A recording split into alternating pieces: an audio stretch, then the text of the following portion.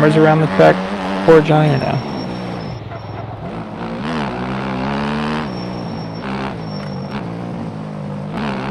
I don't know if that.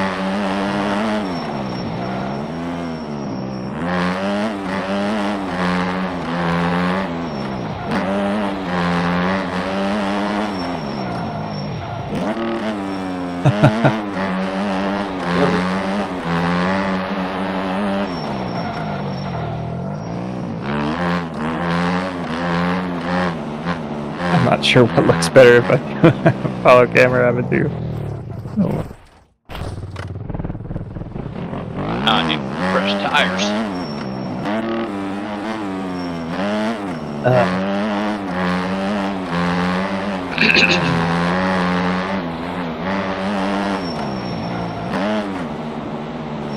Yeah, this is really shitty not having like a race or something to get us in the mood.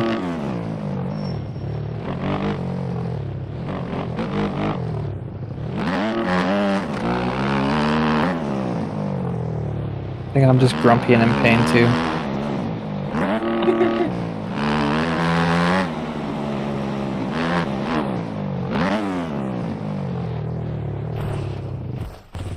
You're not gonna get on pole doing that, Johnny.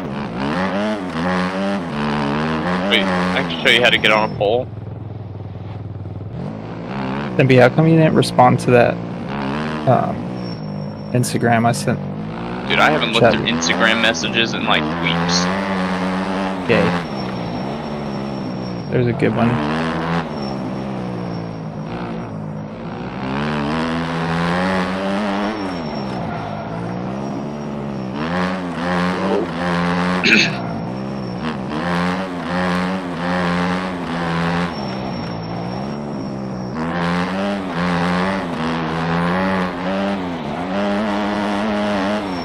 Oh, fuck.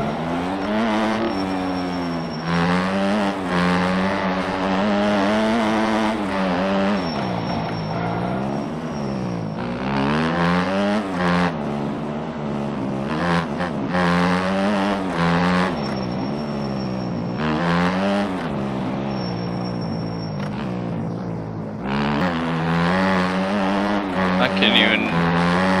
Down.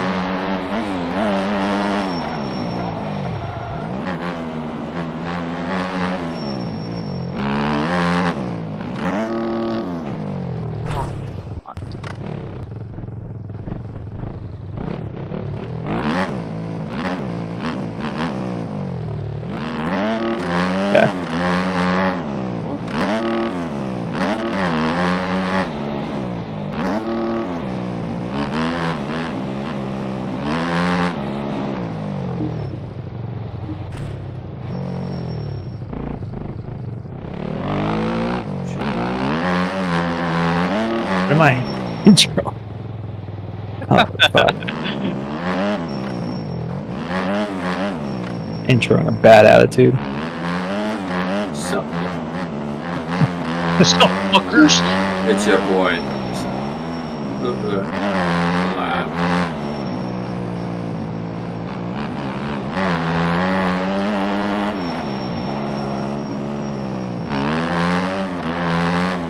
Alright. What's up, SMR people?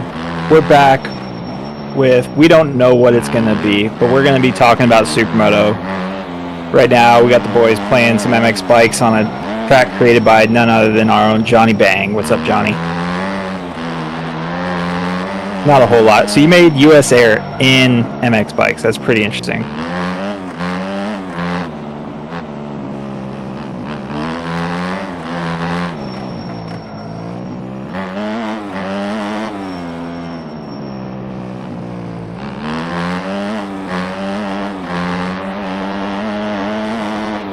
Well, yeah, I mean, the elevation that it takes to recreate US Air, that's got to be so hard to do as your first.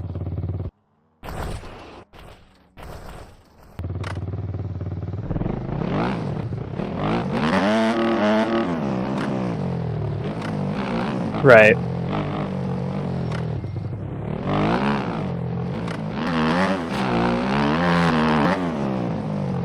Yeah. We got Dawson tossing What up? tossing bikes in the river. That's what I'm good at. Throw my life away into creek beds. You on a YZ 125 or a 250? Oh, 125. And we got the Simp and Samp here. What up, folks? Oh my! What? No way, you crashed. just... No way! Right, stop looking at me! That's gonna be short. And then I like, Johnny, you made it to where the dirt section, as it deforms, it gets more and more traction because like you made more of like almost like an asphalt layer underneath, right? Cool. So it acts like a booger. Hell yeah.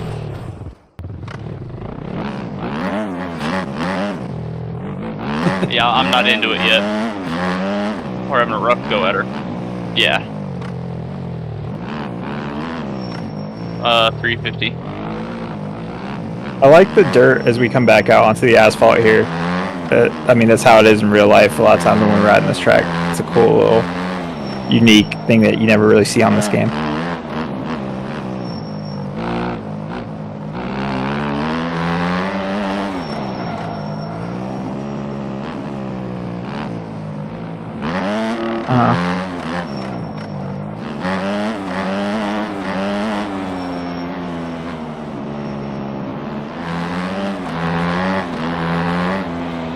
Right.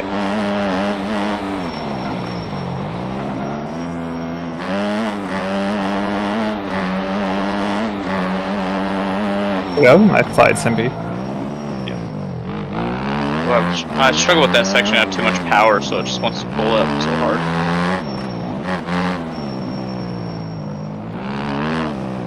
Yeah.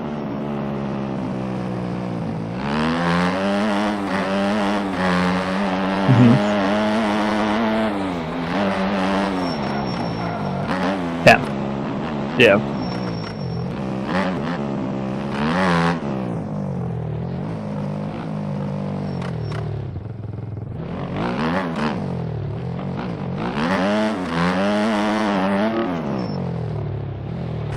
Yeah. This year the race is in Paris. It's at the Coral Circuit. That's just outside of. There's like, I think it's the main airport for Paris. Can't remember the name of it right off the top of my head right now. But Maz with PMA, he was really stoked on last year, and he also has just grown to love us dudes that he raced with over here in America, and would like to give us a chance to go and race at that level. And Nations is such a cool race because it is such a unique race with the 3 motos and 3-rider format and stuff. It's just such a cool, unique experience. So we wanted to do it again. A lot of people stepped up and were in the kind of to support the team just like they did last year in Italy.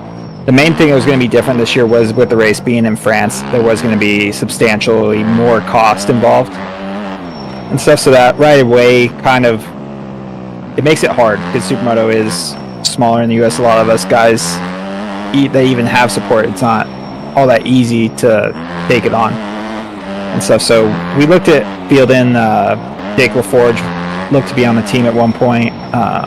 And ultimately he stepped down just because he was worried about if he could actually financially do it, even if sponsors came in and whatnot. So he stepped down, and then we asked Shane Narbonne. Shane said he was focused on the Daytona 200 effort and stuff. I'm not sure exactly why they don't want to do it, but then again, the team was going to look like it was going to be the same thing as it was last year. Me, Bronson, Nikki, because the 3 of us were willing to put in our own money at the end of the day to make sure it happened, no matter what we raised fundraising for the event. Nikki's already over there, so that kind of makes it easy. Bronson was going to go over and be a wild card at a couple GPs, so he wanted to do Nations again if possible. I was down to give it another go just because it was such a badass experience. I learned so much over there. It was mind-blowing seeing the level over there. It's crazy and stuff. But then I got hurt at the NAS qualifier in Colorado 2 weeks ago, and I don't know the extent of the damage to my shoulder. I'm definitely not anywhere close to being on a bike. and stuff. So I had to say I'm out, and then that looks as though it might have been part of the catalyst that stunk the team this year and stuff. So.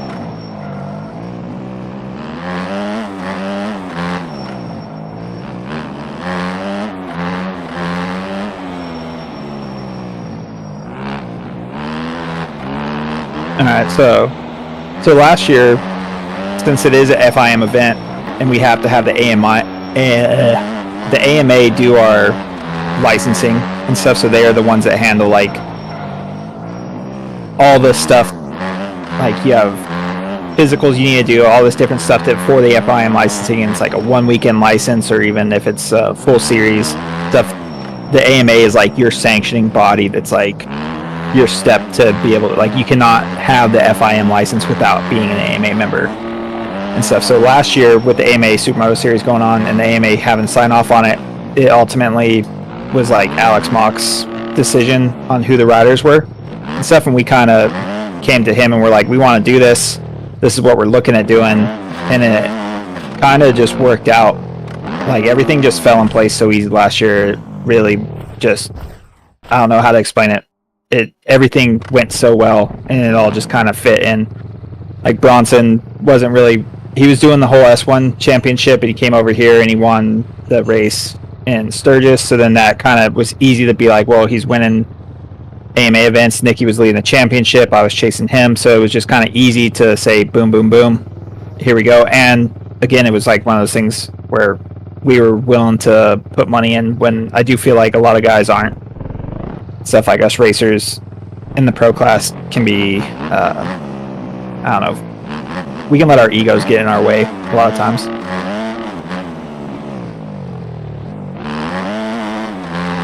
Stuff, but it's I don't know. It's about. I think we're gonna try to take the opportunity to shop support for a nation's effort from America earlier this year, because it is hard to like kind of go to sponsors and be like, we don't know exactly who the team is and stuff, but we need to do that before budgets are finalized, you know, because if we come to them mid-year and go, this is who the team is going to be this year, can you support us? Most companies are going to have their budgets filled up, and that's going to be really hard to get anything done. So I think if we can sell it more as like, there's going to be, say, 10 candidates that are going to be the top guys in America that you could shop out now and be like, we're looking to have a team. These are possible candidates for it. We don't know. We'll know at this date, but maybe get, because I think most companies would like to see the U.S. field a team at an event like that and stuff. And I would like to see our best guys go ultimately. Stuff like, I don't necessarily feel like I'm the best guy. I feel like LaForge was a better pick over me. Shane could argue is a better pick over me. Obviously, McAllister, if you could get him back on the bike, Hoffman, those type of dudes, it would be really cool to see. And I think Nick is, I think you got to put him at the top of the American talent pool right now. Stuff like, I don't know if LaForge and Shane, the guys racing SMEC, would agree with that statement, but having raced all of them, I kind of feel like Nicky's on top right now.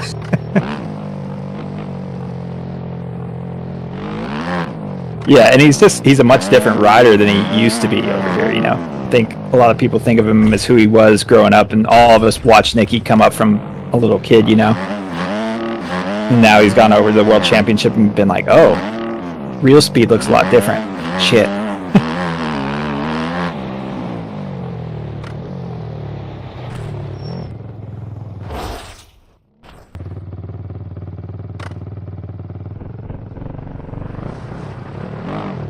True. Yeah, when you don't have that, almost that handing of the baton, in a sense, to like really.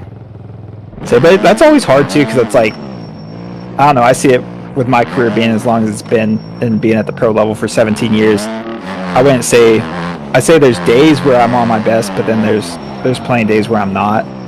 And when I was younger, it was those days were few and far between. It was like you were always able to come to your peak. So it's hard to say, like, you could have Dustin and those guys come out now and maybe they're on their A game and they kill it and they can still prove they're number one. Maybe they're chilling, but I think it's always hard. It's like optimally to get everyone on their best day. That'd be the sickest thing to see, but it's like the most impossible thing to do. Because like out of all, like you go back in the day, like Fillmore, Henry, Wardy, even the Australian, he's back over here. Why can't I think of his name right now? McLean. He's back over here racing Indians and snow. He was before McLean's time. No, he was German, dude. Man, Roy Herfoss. He was like an OG dude. He did it back in the day, like I think from like the second or third year of the AMA Supermoto, like 04, 05 was his first year, and he did it on like Huskies back when they were still a weird brand. They weren't KTMs yet. And then he got a factory KTM ride, and that dude was savage on Supermoto. And he's back over here racing like the Indians and stuff in America this year. But I would like to see something like him at his peak and match him with today's talent, you know, and stuff. Does it like that's always like it's like that. Same in motocross. Would Carmichael compete with Tomac, you know, on their best day?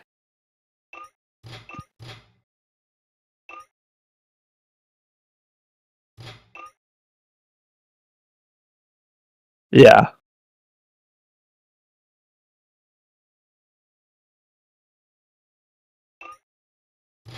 Oh yeah, and that was one thing. Like going over to Europe and seeing like how a lot of times our American bikes are just a real redneck version of a supermoto. Like being able to ride for RSR for 7 years, and they were kind of like the top team around because they had the best guys. And Joe put together good bikes. Sempy, did you really just disqualify yourself? I had the clutch in. I don't know what happened. Yeah, I told you that new hack for the shifting on MX bikes gonna get you.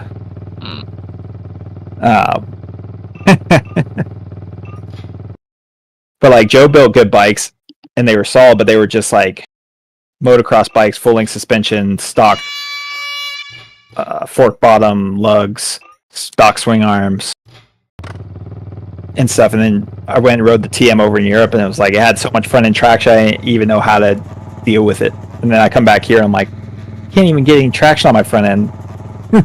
Fail.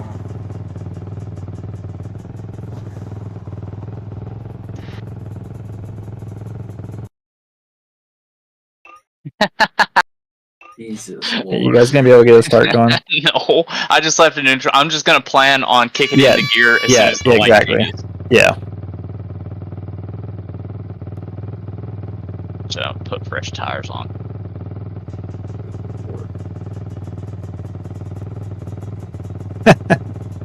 Does everyone?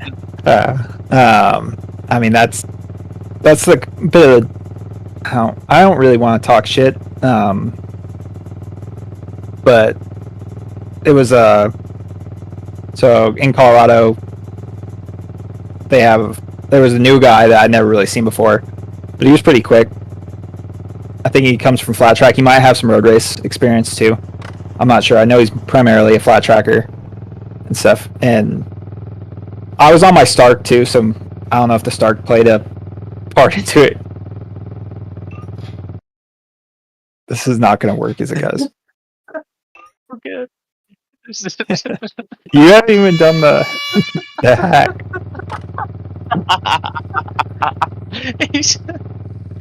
Oh my goodness.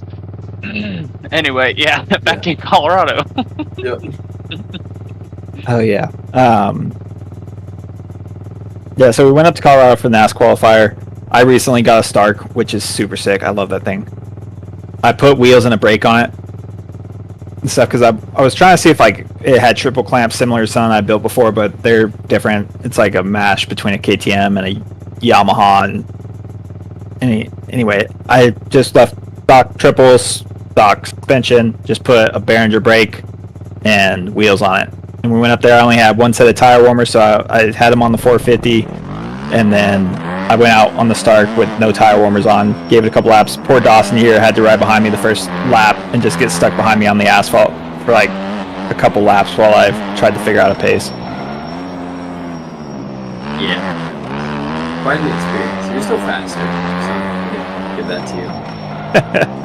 Was the closing speeds or anything like on the asphalt weird with the Stark? How it could like, I felt like I couldn't carry mid corner speed, but I could like rocket out of things. You could get out of corners really good. Shit. Like mid corner, I could kind of. Yeah. As soon as you hit the apex and around it, ball game. Yeah, I felt like I had no front end traction on the Stark, or limited compared to like my 450 being set up with like Supermoto valve suspension and good offset clamps stuff. So compared to that, I felt like I couldn't really push without the front end risk and tucking. So, and then once I got a couple laps in, the tires started to heat up. I started to move through the field, and then on the final lap of that race, I caught the dude in the lead, and I made a pass in the second dirt section. Johnny Dawson stayed on the track somehow. And with 2 corners to go on the asphalt, I kind of ran like inside line on both corners just to protect. And I mean, most of us all have a bunch of time at IMI because it's kind of one of the closest tracks for all of us. And that guy came in on the last corner and he really wanted to win, and he pinned it to the inside, like more inside than I've ever seen anyone go on that corner. It was like the asphalt was green over there. It had no traction, and he sent it in so hot that he had like no chance. Like he didn't even get beside me and just slid out, tossed his bike right into the side of me. I high-sided harder than I went into the ground harder than I ever gone into the ground, and it was brutal. I'm really thankful it wasn't worse. I'm really stoked on the Bell Moto 10 because I don't feel like I have really any concussion symptoms, and I know I smacked my head hard. And I mean, I'm sure I probably have somewhat of a concussion, but not from all the concussions I've had over the years. It's nothing like that. None of the symptoms that I usually have. Like I got a black eye and everything from it. So I smoked my head pretty good, but like my chest, ribs are broken or cracked, and my shoulder was out. My right knee was already fucked up from another injury. So, I'm just beat up right now.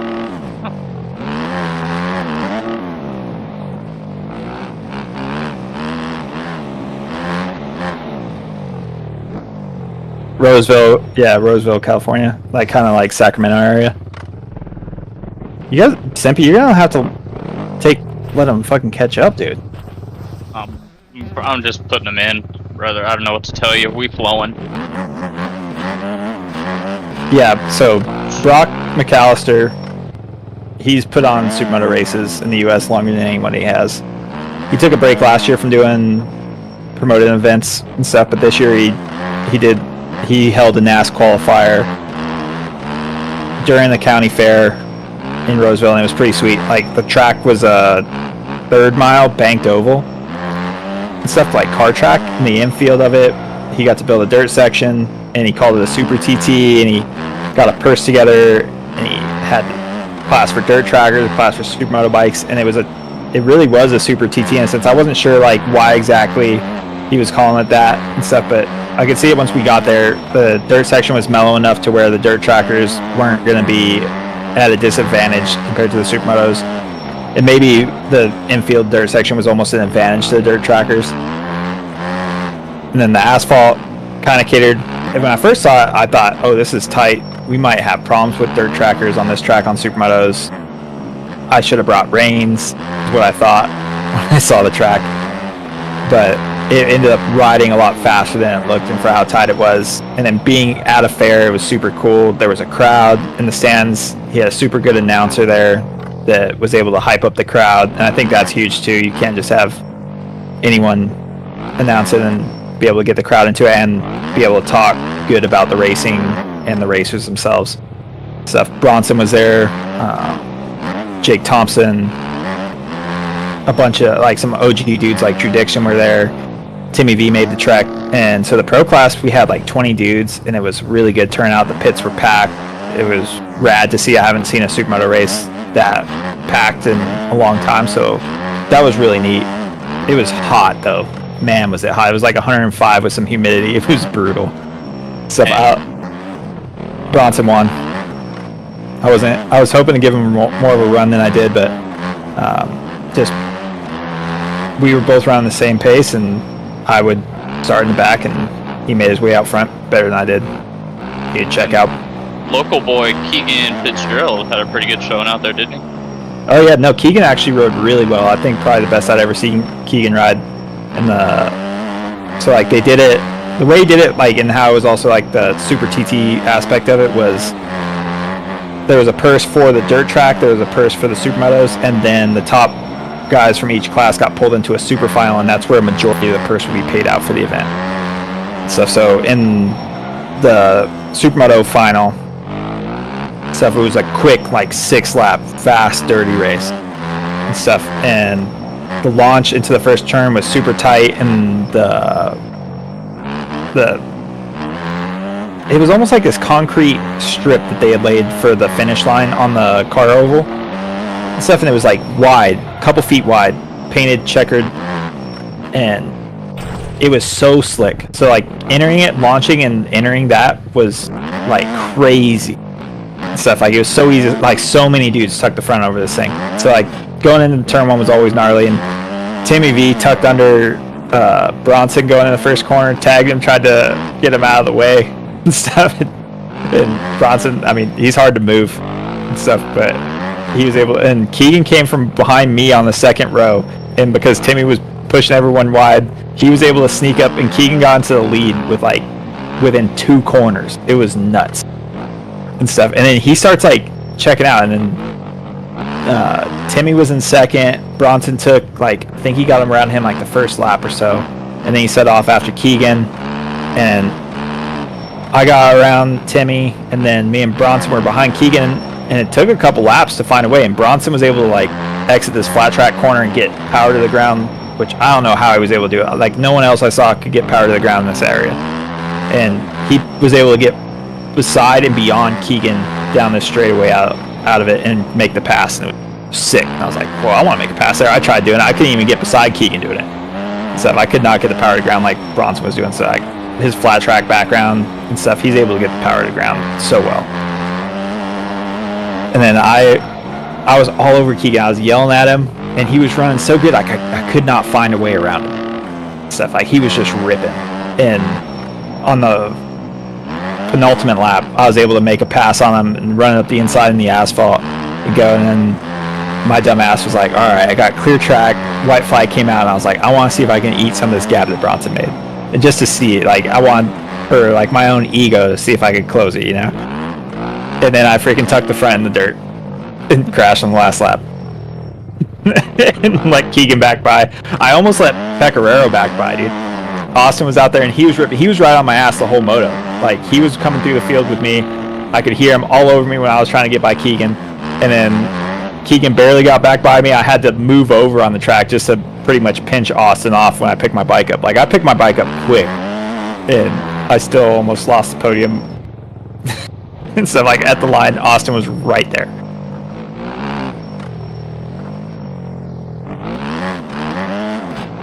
Yeah, there was, like, 80 riders, I want to say, with, like, 120 entries. So, like, they had... A bunch of us ran 2 classes. Like, I ran the vet class. They had 3 vet classes. There was a dude running, like, the vet 50 class on an old YZ 400. And it was sick. It was, like, mint-looking... YZ 400 with 17s on it. Dude was my hero.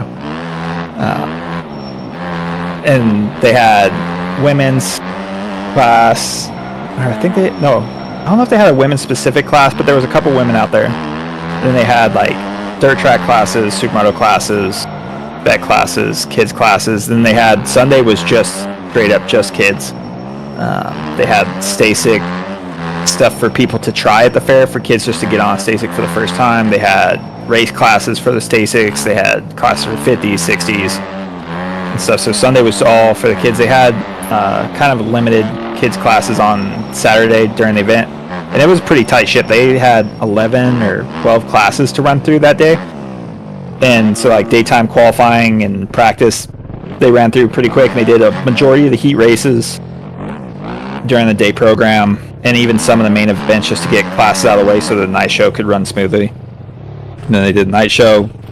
They had, I think it was a local country artist. She sang the national anthem really well. And just, I mean, I forgot what it was like to race in front of a crowd. That was cool and stuff. Get interviewed afterwards and have the crowd cheering and stuff. Like, I think that was. I'm glad Keegan was able to do so good there because I think that was a rad experience for him and stuff. And I know me and Bronson had a bunch of fun doing it. And the pro class was good. Like, it was deep stuff. Another Bakersfield guy, John Lyles, he had some bad luck.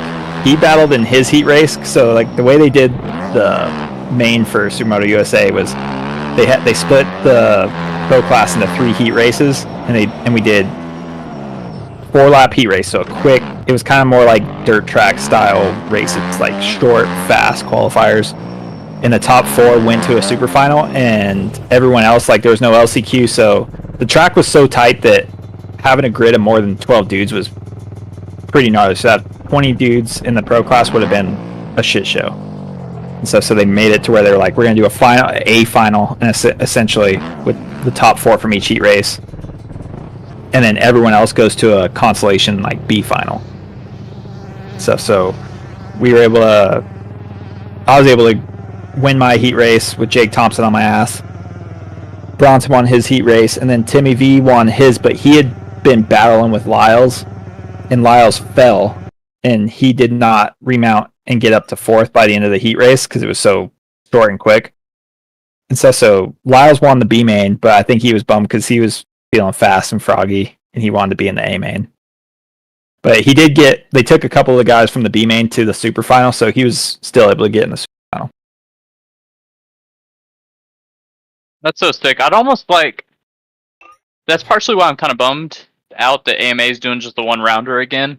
It's for kind of the same concept. It's like I'm excited that it's only 1 round. I only have to show up for 1 round and do good at 1 round. But it puts so much pressure on actually doing good in the 1 round. If you run into something small or that kind of takes you out a little bit, like.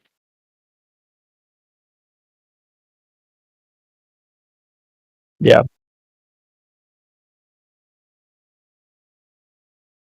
Mm-hmm. Right.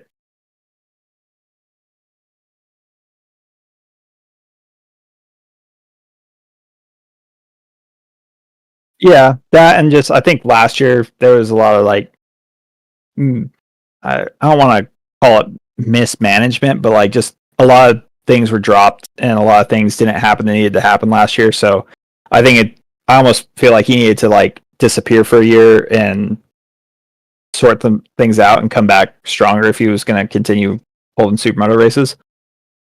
So it's cool that he's doing run race. I really wish he would have just kind of like helped throw emphasis onto NAS or something like that. That is actually like Jay and those guys put a lot into that race. I think it's something that's rad, and I hope that is really what takes off and can be.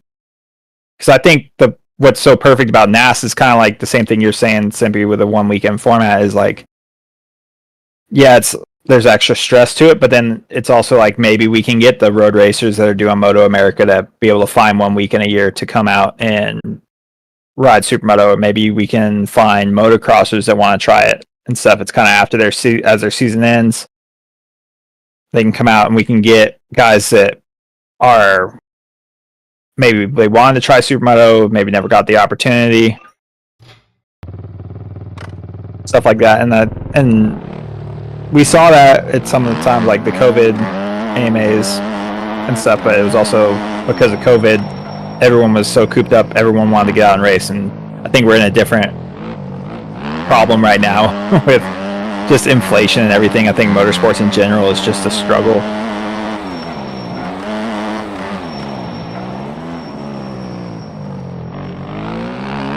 Yeah, I think so too. I would just prefer to see it go to NAS.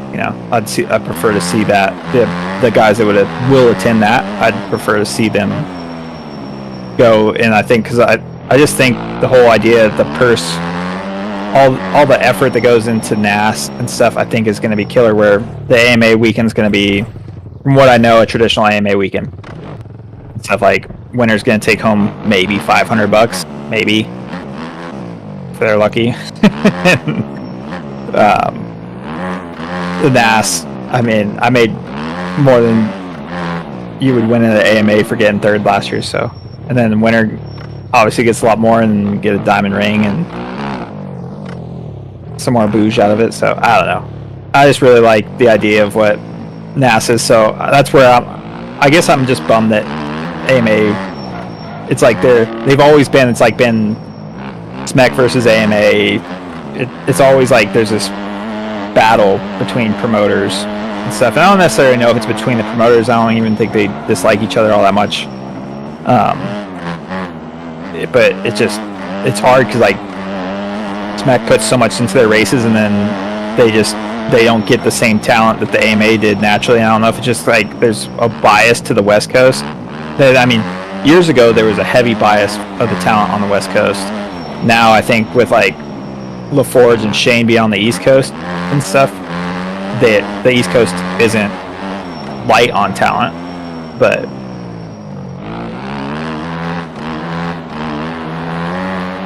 yeah. Well, last week at the SMEC race, they both DNF'd, so they gave people opportunity to get on the podium.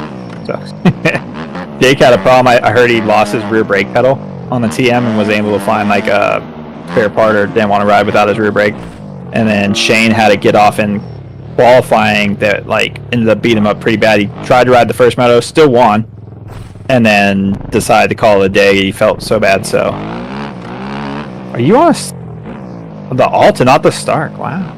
Oh, because they don't have the Stark with Supermoto Honda. Awesome. Works really well. Yeah, I was talking to JC. I need to ask JC how you say his last name. It's Bernier or Bernier. I don't know. Yeah. So sorry, JC, for butchering your last name, buddy. He's got a Stark too, and he's got it set up like he's got lugs on it, and Andriani set up the suspension. He's got clamps on it, and it's looking sweet. And he told me he rode around in the 70 horsepower mode, which blows my mind because I rode mine at 45, and I felt like it was just as fast as 450.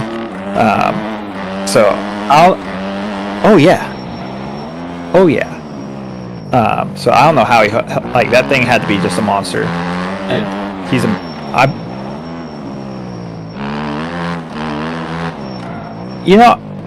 JC didn't. He said he rode like 40 minutes and drained the battery on it and stuff, which is pretty good, I feel like, for running that kind of horsepower on the electric bike and on the Supermoto where you're just freaking wide open. So I was like, that's kind of impressive. And because he wasn't sure, like, it was his first time riding the bike, he wasn't sure what the baseline was going to be and stuff. When I rode mine in Colorado, I'm not sure exactly what I used, but it wasn't, it was like pretty much about, I think I used 20% of the battery, and I practiced on it for about 15 minutes. So I was like, that's not bad. But he got on the podium this weekend. But there's a new guy they got racing SMEC this year, Ian Hopper, who's been doing good. He's like running like all the classes, kind of like Andrew Miller does in the SMEC stuff, where he runs asphalt. And I don't know if I want to say I almost saw his results in the 250 class too, and open and stuff. Like he's a tick off of LaForge and those guys, but he's been like kind of like this new blood in the SMEC series. It's right there with Millier and stuff, and he's kind of got more of a moto background, which I like. But then I saw some pictures of him wearing a road race helmet and road race boots in the dirt section, and I kind of barfed in my helmet. Like he's a motocross, who knows better?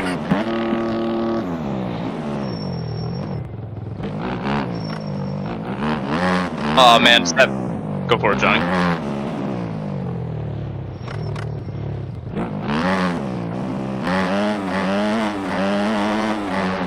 Good question.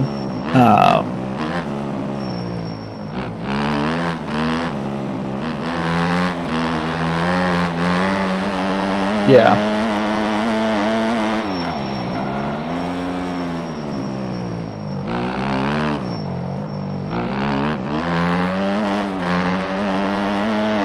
Yeah, so that, another name I'm gonna mess up.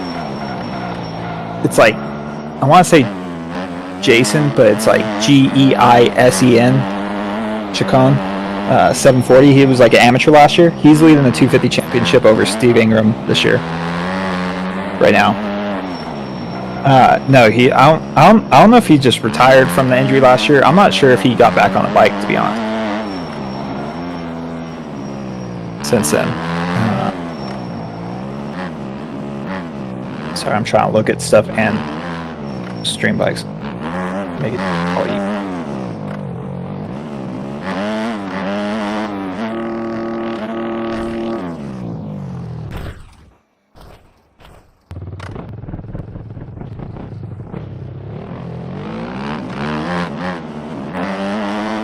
Dude, this backing in being easier, oh my goodness, you can send it into corners now. It's like so much smoother and actually functional now. I just mash it until I get to first gear, and then I have to try and get back up to second for the exit, because first gear doesn't have a lot of pull. And right now in the SMEC 1 Open class, 450 class, JC's leading the championship over Millier by only 5 points. And then LaForge and that Ian Hopper guy I was talking about, it's like that fresh blood. Danny Beard was back at a race. I think he's done 2 races this year, if I'm not mistaken. And I think he was a past SMEC championship guy. Either way, I haven't seen his name in the results in a couple years, so it's cool to see that he's back racing. Shane's only done 2 of the events, I think, for SMEC, so he's not really in the points.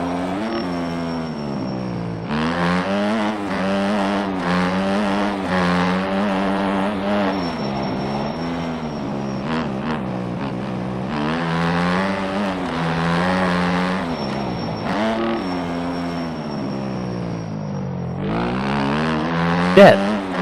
You high? Well, that's beside the point. Say that again, Johnny. Jet figures it out. And like he would just smoke. He would smoke Marquez because of the dirt section. If it was asphalt only, then I'd give the nod to Marquez. Just because I think like the edge you have to have on the asphalt, it's just a small window at the top that you have to be able to find. That window is really hard. And those guys, they're so talented on the asphalt, but they can't cross over to dirt, where I feel like a dirt guy can learn to go fast on the asphalt, but you can't really teach a road racer to go fast on the asphalt, or fast on fast on the dirt.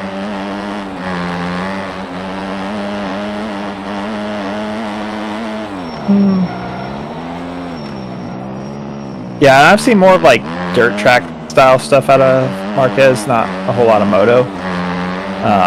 There's a couple GP dudes that are sick on motos, like Crutchlow was good. The Aussie, who's the current Aussie dude? How did you? You thinking Jack? Yeah, Jack Miller. Jack Miller? Yeah, he's gnarly on a motorbike stuff, and there's a couple of them, but like I think you put Jet on, like, because Stu did Supermoto back in the day, like 09, when he was like doing Supercross only year. He won his Supercross title, and no, I don't think he ever. I think 09 was the only year he did Supermoto. Yeah, Reed did it early. No, he didn't. That was like Reed and Henry and those guys. Stu only did it the 1 year, and he didn't even get to the race. Fucked himself up in qualifying.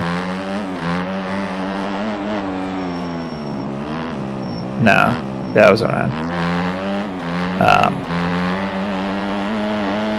But he was like, it took him 1 day to go just as fast as like the other factory Yamaha boys, are like Brandon Curry and Burkhart was on Yamaha that year, but he was like top dude in 09 and stuff. But it was like, you put the top Supercross guys on Sun, they'll figure it out. They're the supreme athletes on a motorcycle in my mind.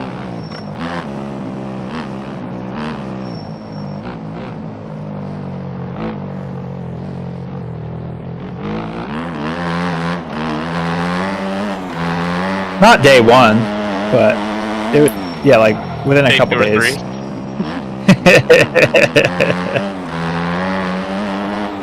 I just have a hard time seeing it not like there's gonna be some guys that like they don't like, some moto guys don't have it to where like it's like they struggle to like find the trust and the feel on the asphalt.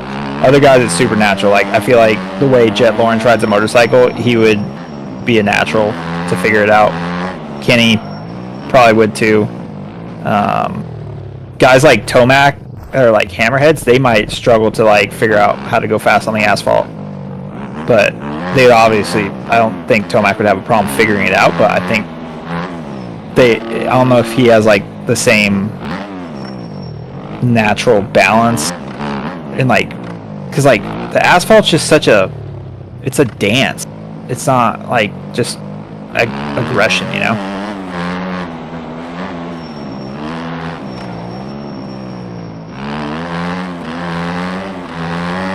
What say you, Johnny? Yeah.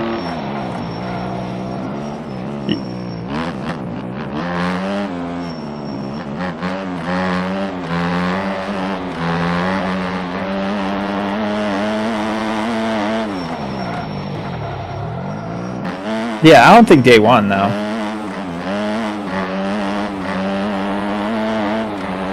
But it's like also like our top guys like McAllister and Hoffman, they ride like Supermoto a couple times a year. If you like put them onto ride Supermoto more often, I think they could rise to another level that would be like upper echelon, where like maybe they are on that kind of same tier as those guys. Like they are that kind of special of a talent, I feel like.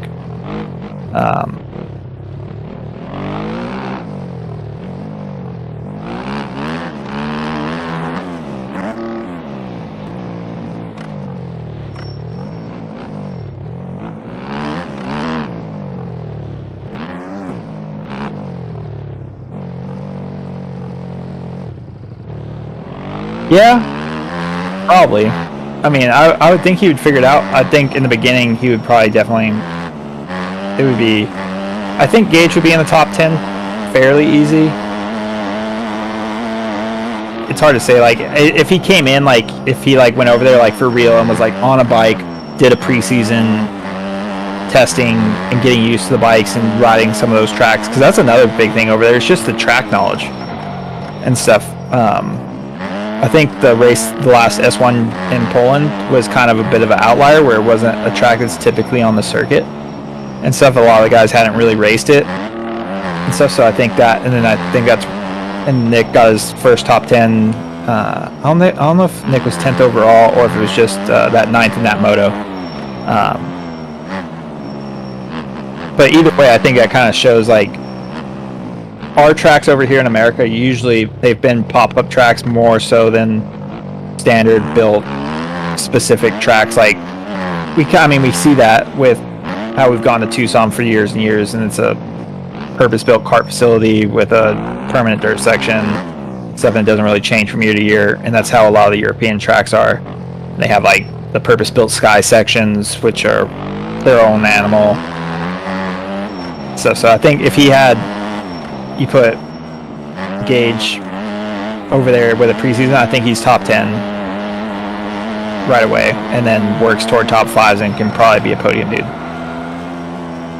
But I don't know who else. Dustin on his good days could definitely be the same as Gage.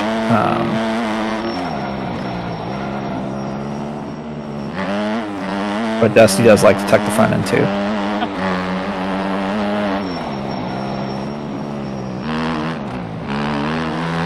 I think the solution is to have half of the Supermoto Cross Championship actually involve Supermoto. You have to qualify. Yeah, every time I hear him say that, I'm just like, Supermoto? It's back.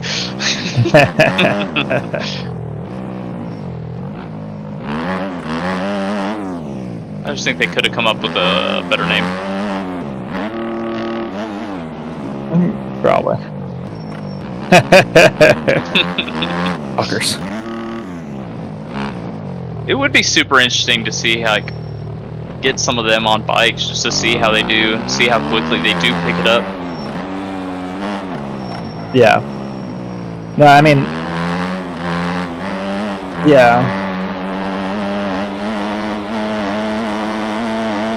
Yeah, no, for sure. And I just think it's hard for the guys that are like the top caliber that have the rides. They're just, their sponsors aren't really going to be like, yeah, go do this. I think they care so much about Supercross and that kind of stuff that it's really hard for them to justify like risking their guys going and doing something totally different. So it'd be cool. Like, I bet we could get someone like a Carson Brown, where like his Red Bull deal is to like go out and try different stuff. Get him to come to a Supermoto. Like, I don't think he beats the top dudes, but I bet he does a lot better than we'd want him to. You know? Yeah, but like you can see, like he's like barely in the points in the motocross. You know, like even his home-ish track with Washugal, he was barely in the points and stuff. So that's like, it shows, that speaks to how gnarly moto is. And I think like I'd love to find a way to get more of that moto bred blood back into Supermoto, because I think that's really, like, to me, that's the core of it, is doing both, where the Supermoto clubs around America are definitely doing well with asphalt only. They're definitely turning into motard clubs and stuff. A lot of road racers like the cheaper way to practice. They get to really work on like good technique and letting a bike dance around underneath you, where you do that on a 1000 or a 600 and it goes sideways. It's a lot. That's a big fuck up and a lot of expense to cover. Where you do that on a Supermoto and you're like, oh, I've messed up my sliders. I bet my bars a little. Except for like Colorado's Supermoto series, like this year they've gone to having live timing. They got a transponder company that I don't think it's a company based out of Colorado, but their like production facility is at least based out of Colorado, which is kind of cool. It's like local to them. Stuff. West Hold. I need to look it up.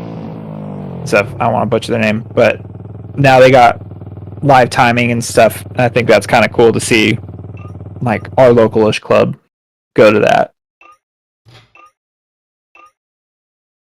And then Cascadia, I think they still have, it's more like Supermoto compared to Motard, but I think their asphalt only is still a decent class. SMEC is, I think the Motard class is the biggest class right now.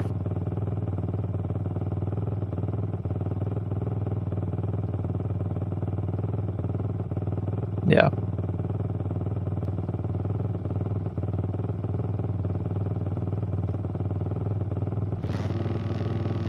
Yeah, it's September 21st, 22nd. Yep. And it's back at Norman, Oklahoma, which I think is cool. DNF to start, guys. Yeah, I'm really excited for it to be back there, and what I'm really hoping for is we get the same dirt section we had for practice last year. Michael. Because, oh, good lord, Butterman. Okay. Yeah.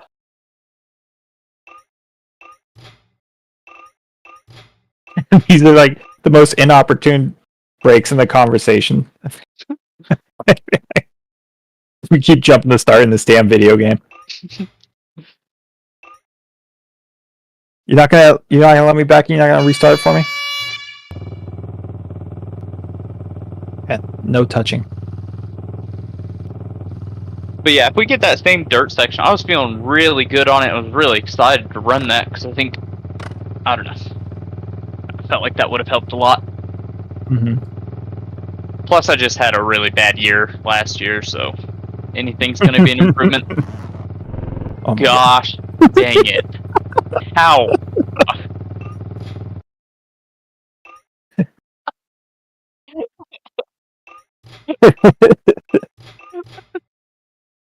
This game's rigged. fried.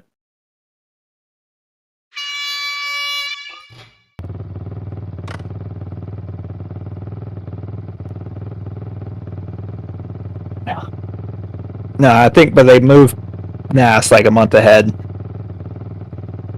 So that's cool. I mean, maybe the one benefit of us not doing nations is, yeah, NASA is a possibility for me, depending on how bad my injuries are. I didn't jumpstart, but I looked at it.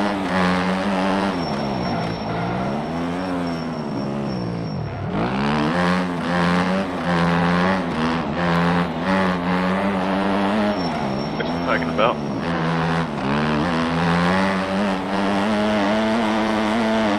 Well, I'm gonna try this new line that I found.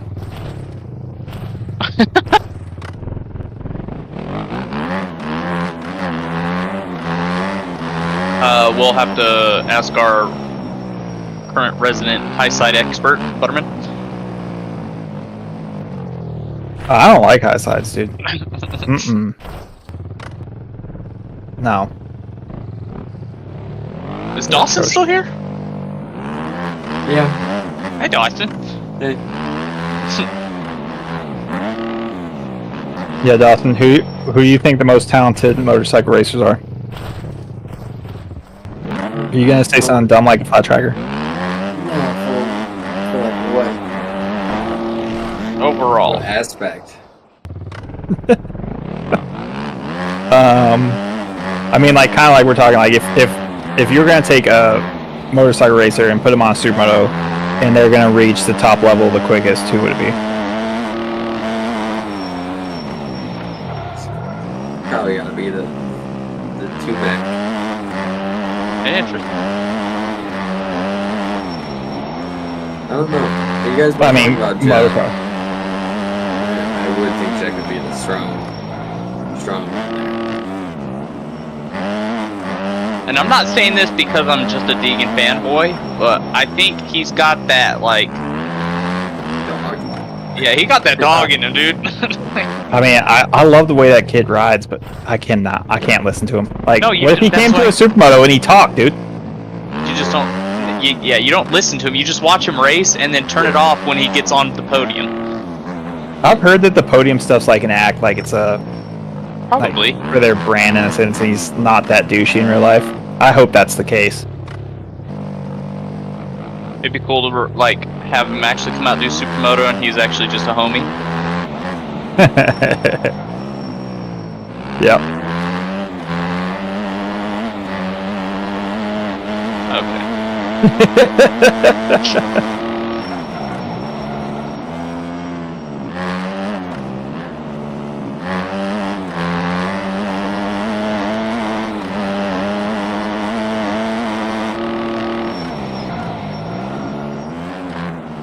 So Simpy, you haven't got to really ride supermoto this year because you decided to change your life. Yeah. Is it Gotta because turn you it got a upside down every girlfriend, now and or what? Oh, yeah, duh. You gotta chase higher money when you get a girlfriend.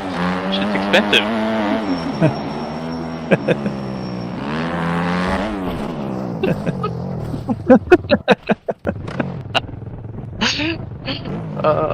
Yeah, no, I'm super bummed out. I missed California. That looked like it was a really cool round, and like I love the idea of actually racing in front of like spectators and having that whole aspect of it. Because I haven't actually ever done that for supermoto. I've had a flat track race where there was spectators and stuff, and that was so cool. But supermoto's always been like, you know, like local ones or like the AMA ones. There's not really anybody there, and NAS last year was like the first round, and it was like super cold and rainy, so I wouldn't want to even be a spectator there necessarily. Yeah, no, it was so brutally cold, that one. Yeah, so hopefully NAS being like a month earlier, we can avoid that weather. So Yeah, that'd be nice. So I mean, that's definitely an aspect. It'd be super cool, and I'm bummed out I missed, but there's just no way I could have made it happen. But the other race I feel like we should talk about is that Mangalese track in Quebec, probably butchered that name as well. But that track looks sick. Bronson went up there and did that. That was also Supermoto Quebec's NAS qualifier. And that track is sick. They used to do X Fest at it, and they'd get a bunch of Americans up there and have a huge purse, and it was like this big, huge race. And the track was kind of built with Supermoto in mind, where there's like dirt sections on and off exits that like just flow with the layout. Got elevation change, really fast parts to tight technical asphalt sections. It just looks like the coolest facility. So if you guys are interested, definitely look up Bronson on that. He has, I think, some YouTube's posted of it, and socials have some videos of it. That track, I'd love to get up there if we could afford that road trip. Yeah. Well, it'd be cool to just go see Canada too. And Quebec, it's like, it almost feels like you're in Europe. It's like speaking French and There's good fishing in Quebec. you're just gonna like talk like Letterkenny quotes the whole time if we go to Quebec. Yeah, so I think I'm gonna get away with this year going to like 20 minutes of Colorado Supermoto and then NAS. Oh yeah, you had to take me to the hospital, so I ruined your whole NAS qualifier too. No, I think I can swing Tucson. I kind of have to because Zach's talking that shit. He thinks he's got my number Placing? this year. Yeah. Yeah, I mean he's got a 250. Dude, did you guys talk to him about his like what happened to him on his trip home from Colorado? No. Dude, so like he stayed in Moab on his way back, which I've never seen Moab as like a sketchy town or anything like that. It's definitely much more touristy than it used to be, so I don't know. But he hits me up and he's like, dude, I got back and my bike is out of fuel, out of coolant. The radiators are melted, plastics melted on it. So like he was staying in the hotel in Moab and someone like fired up his bike in the parking lot and it just like ran until it ran out of gas and like overheated, pushed most of the coolant out. The radiator like shroud and the radiator louvers, like the radiator covers, those little like black air ducts, they were just like melted. What? Yeah. And he was saying he was like trying to get footage from the hotel to see like what happened. I haven't been able to talk to him since then and see if he actually did. But like he's got a like he was thinking, he was like, I kind of want to build the 250F and make it more powerful after like running against the 450s in Colorado and being like, fuck, this thing's slow. And you're at elevation in Colorado too. And so I'm like, well, I'd almost say you got to rebuild it now just to be safe because that thing got too hot. Yeah. Well, damn it. There's no way I'm trusting that head didn't work. Was he gonna have like a stack 250 now? Probably. Okay. I mean, it'll be AMA legal. Wink, wink. Yeah. It won't. It won't be it won't be no 350, dude.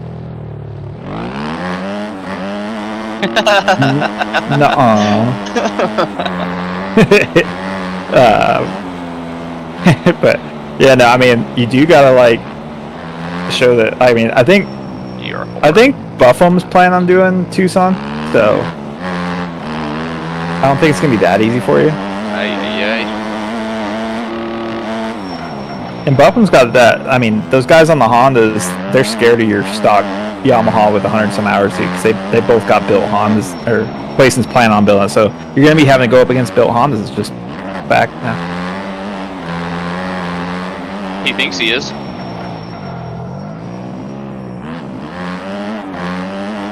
Yeah, he might be. I'm not saying he isn't.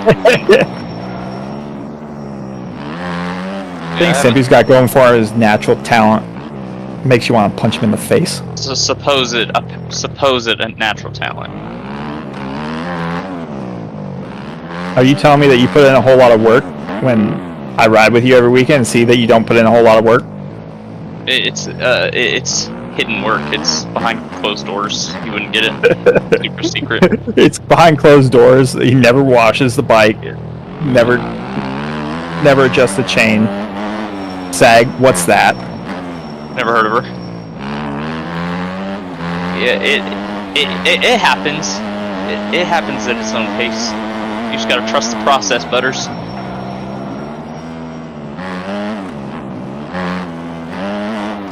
Felt pretty good riding the 450 in Colorado, though. You Felt looked pretty good when I was comfy on behind you on it. it. Yeah, I had some issues in the dirt, though. I mean, it's been a while since I've ridden a 450 Supermoto in dirt. Dude, that's where the Stark, I feel like, was cheating, was the dirt section.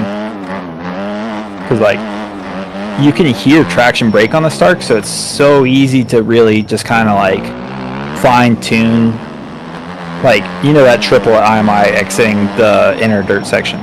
That thing's tricky, especially on a 450, because it's like, you're just, if you short shift it, if you leave it in first, it doesn't matter. It's just going to spin all the way until the lip when it finally has enough force to load the suspension and stuff. And then so then it's like this last second grabs and takes off, and you can do that like 40-foot triple or whatever, you know? Yeah. And the Stark, it was just like so easy. It was so easy. So like I could like not even try it, just be like, it just huck it. That's so crazy.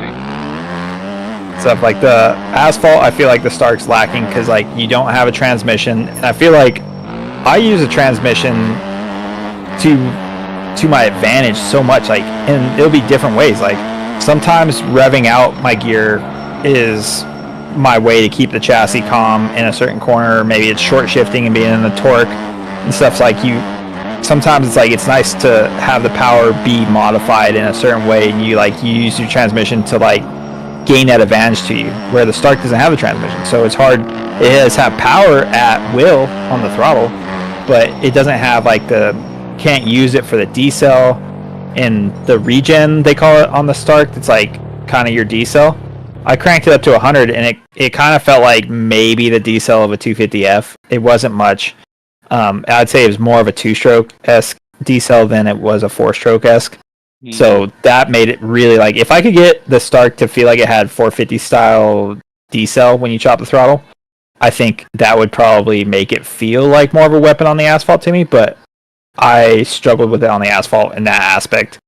But the dirt section, oh boy, it was just like, I could go anywhere I wanted, make power anywhere I wanted. It had, because like, on the sheet, it's like, I wrote it in the 45 setting. Mm-hmm. But that, like a gas bike, it's a 450, has 60 horsepower. Well, that 60 horsepower is a very small window. Like, you're never riding that and stuff. So like the Stark at like 45, like it's like this 45, it's on tap all the time, and you're just able to modulate, and it's so sick. And I mean, that's why I feel like that feels just as fast as a 450. I put it in 60 and I turn it back off after. I don't think I've left my Stark in 60 horsepower for more than a minute at this point, because every time I just start being like, this is dumb. It's so fast, like dumb fast. Front wheels not touching the ground, things lit up. It's ridiculous. So let's say you get suspension on it, whatever mods you want on it. Other than the engine, is there anything about the gas bike that you think you would like miss or would be beneficial? You know what I mean? Like I'm saying, just like the way I use a transmission to my advantage. Yeah. And like it's so big in Supermoto. That's such a huge factor and stuff, because there's times where it's under load, it's decelling into the corners. You use it to bind the chassis to keep pressure on the tires and keep traction and stuff. And when you don't have that, and it's kind of like more freewheeling, like you're in a super tall gear and you're not really downshifting into a corner, you're on your front brake, and it's just putting a lot more emphasis on your front brake actually holding and stuff. So and then like the importance of like loading it, and then you ride it differently, where with the transmission you can scrub speed with just the tranny, and you can short shift it to gain an advantage to a section and build the power. And it's like it just broadens where the power is in your throttle. It's like the Stark, I have the throttle, but I don't have that transmission to modulate it for me and stuff. So it gives me like different tones of that modulation with my hand, and I feel like that I'm lacking that with the Stark. And maybe if Stark was like, okay, you can have more, or like build some Supermoto specific maps that have more decel, maybe that helps. But I still feel like on the asphalt, having that full manual transmission to really separate it. But then, like I'm saying, in the dirt it's advantage because then it's like there's no risk of stalling. There's no nothing. It's like it's power all the time. There's no missing a gear and stuff. It's just perfect and stuff. And even though it's perfect in the dirt, that's where I don't know how to explain it well enough. It's like on the asphalt. I guess it's just the way, like, I don't really use my rear brake on the asphalt other than corners. I really feel like it's a benefit to help me get a better entry angle, or it's a corner that I don't downshift into. I'll use my rear brake on the Supermoto, but for the most part, I don't use my rear brake on a Supermoto on the asphalt. In the dirt section, I'm all over the thing, but asphalt, I barely ever touch my rear brake. I feel like most time I carry a lot better mid-corner speed if I don't touch it and stuff, and it's just to get additional angle into the corner, and usually it's because of how I'm using my transmission to whatever I feel like is the optimal advantage that determines if I use my rear brake or not. Yeah. I definitely have a bad habit of over rear braking. Yeah, you do. I want to take your rear brake off your bike. You know what I also need to practice too is just keeping my feet on the pegs.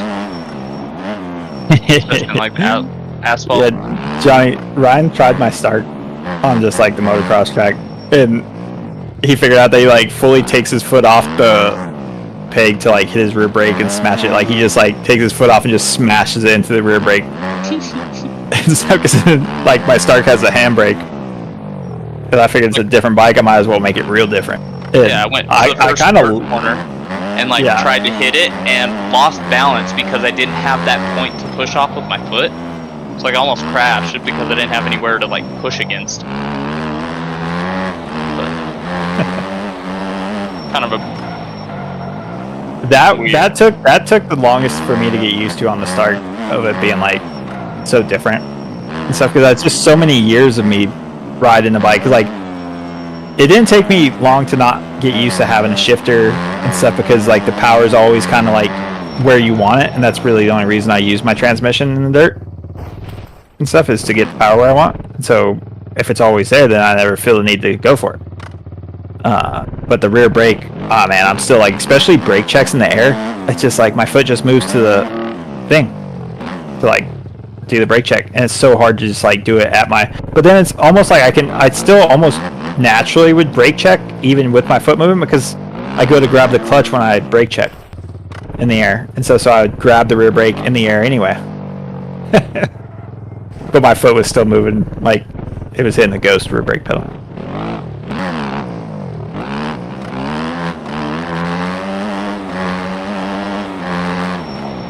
I'm sure you probably could, but they market it as an option where it's either or. And I kind of like it because it's like it's really easy to like work on like good foot placement on the bike, because then it's like I can kind of put my foot on that right peg and just leave it and be like, I can ride on the balls of my toes and hold proper form, instead of like when you're riding moto, it's like you're constantly doing this dance where you're trying to like hold that more modern perfect technique that you see the Lawrences and all those guys do now, where they're like riding on their toes, and then you gotta move your foot forward and be on your rear brake, and then you move your foot back. Same thing with a shifter, that you're like constantly doing this dance forward and back with your foot. Except from the start, you're able to kind of just like, there's no shifter, there's no rear brakes, so you're able to just like kind of work on putting your feet and your ankles where you want to be able to absorb the loads and be able to like you get better reach out of everything. Like you're able to like extrapolate like almost more energy out of the bike and stuff with your feet in the right position.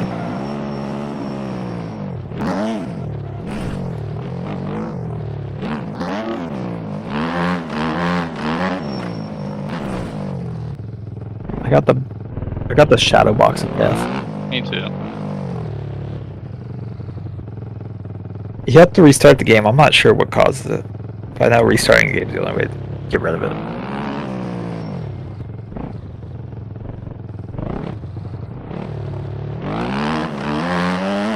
Okay. I know. Well, so like the Reno area, NorCal, they have like a pretty cool like mini motard supermoto series going on. Like I think Shasta. I'm not sure.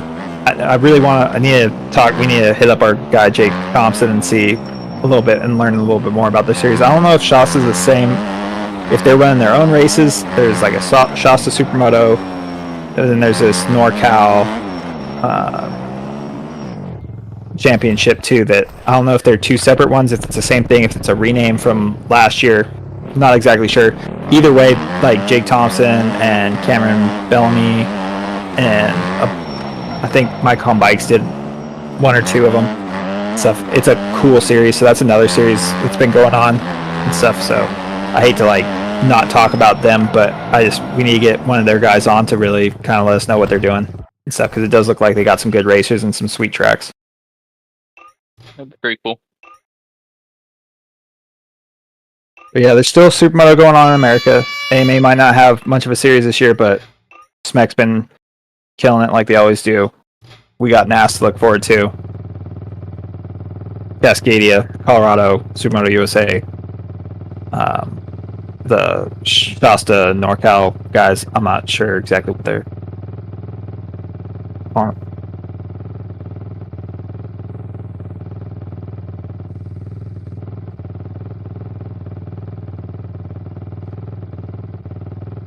It's your game.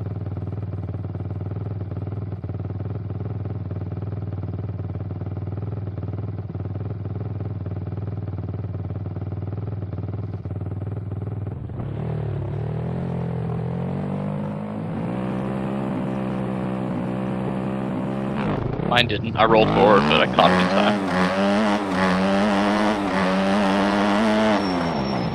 Whoa.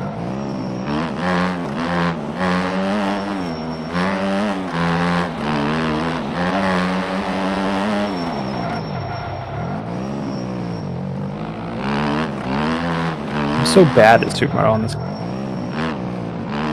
bad at this game in general. Woo! You on 350 still? Yeah. Well, that's fast. Oh, jeez. Okay.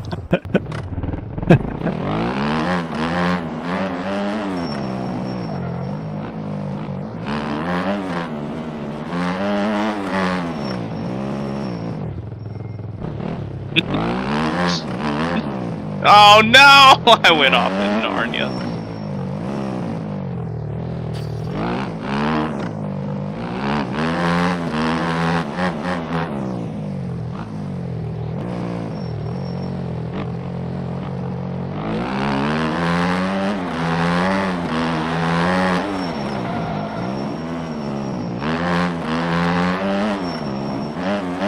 Why did you do that?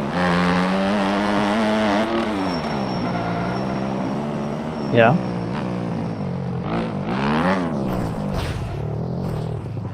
What the fuck?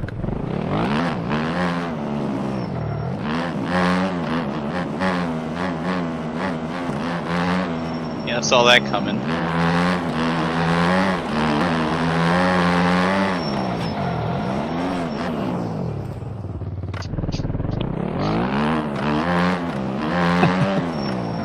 Well, that turned in too hard. Yeah, I got a wheelie. Yeah, this dirt section. This dirt, Good yeah. track. I feel like the beta 19 update helped. Oh.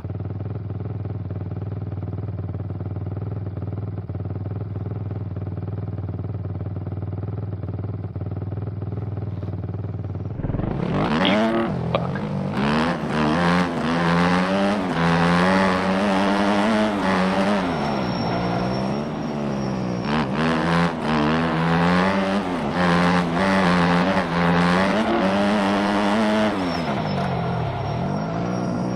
Jesus.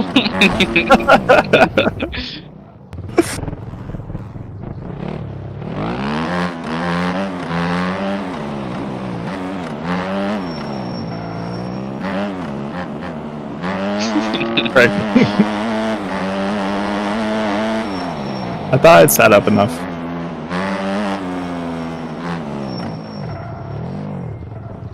That was some of the best Supermoto riding I've done the whole night. The rest of my screen sharing is gonna be trash, dude. Oh shit, I think I still have mine recording too. That's made a long fucking recording. I should stop that. I don't even know if it actually recorded MX Bikes. Mine did.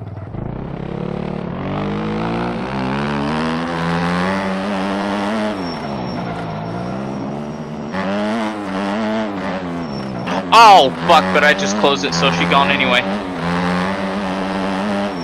Technology. I saved it.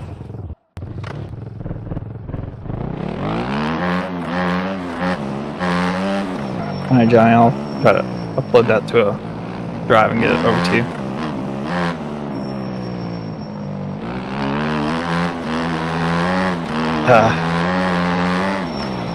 Yeah, hopefully, I mean, I feel like with the bikes and stuff, watching that, it was like hard to. Some of the stuff would have been better for it to be like coherent stories, especially when we're trying to talk about NAS. I think we're representing this current state of Supermoto accurately. No, we're representing the current state of our own Supermoto effort. Accurate. Fair.